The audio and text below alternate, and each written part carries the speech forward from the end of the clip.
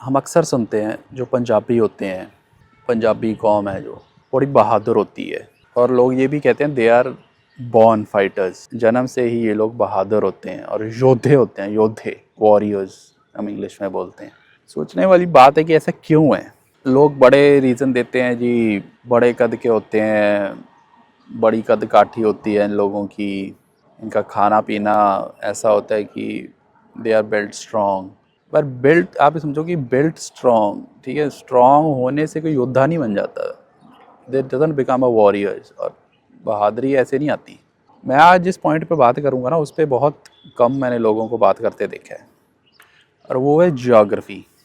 अब आप कहेंगे ज्योग्राफी का बहादुरी से क्या संबंध है। आप ना इंडिया की ज्योग्राफी समझो, और मैं मतलब 300-400 साल पहले की बात कर रहा हूँ, आज प्रेजेंट की नहीं।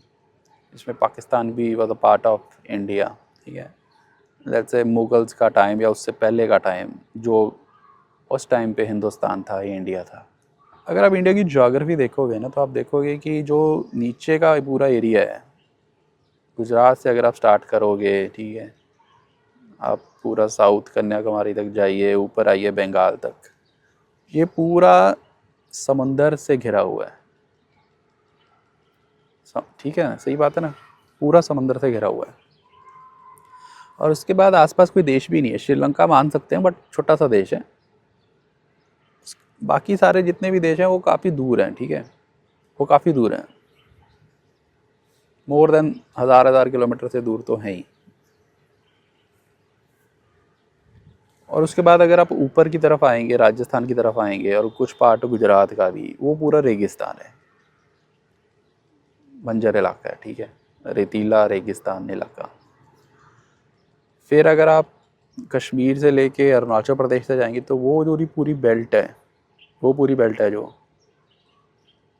वो हिमालय से घिरी हुई है। दुनिया की सबसे बड़ी चोटियाँ हैं, 8-8, 7-7 kilometre, biggest mountain range in the world. अब आप कहोगे ये सब क्यों समझा रहे हो। अब आप एक चीज़ समझो कि पुराने ज़माने में अगर किसी को हिंदुस्तान पे हमला करना है, तो उसके लिए सबसे इजी ऑप्शन या कन्वीनियंट ऑप्शन क्या है।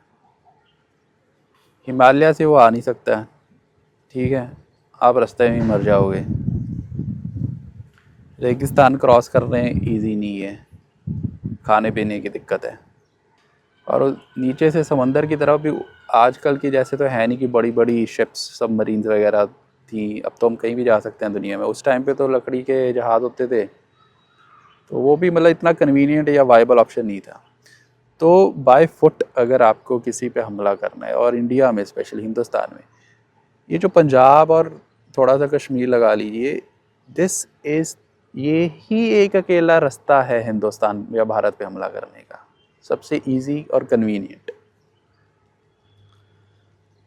ठीक है। कोई भी देश, कोई भी राज्य, बाहरला मुल्क उस टाइम अगर हिंदुस्तान पे हमला करेगा, वो इसी एरिया में से आएगा।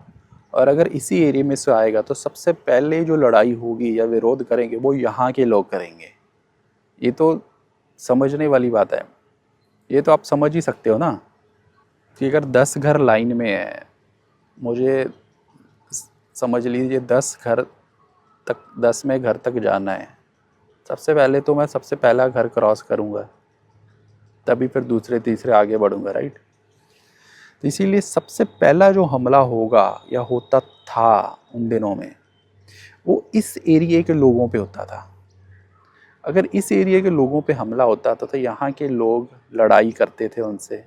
मैं जीतने या हारने की बात नहीं कर रहा, लड़ाई करते थे, विरोध करते थे, ठीक है। फिर आप सोचिए ना, ये चीज़ जनरेशन बाय जनरेशन चल रही है। फिर उसके बाद जो उनकी जनरेशन आएगी, फिर हमला हो गया, फिर वो भी लड़ाई करेंगे, फिर उनकी जनरेशन आएगी, फिर हमला हो गया, फिर लड़ाई करेंगे। तो जनरेशन बाय जनरेशन, या हिंदी में वर्ड कर लो पुश्तें बोलते हैं, कि पुश्तों से ये लोग लड़ाई ही करते आ रहे हैं, और इन पे इनकी मर्जी नहीं है, इन पे हमले होते थे और इनको लड़ना ही पड़ता था, ठीक है।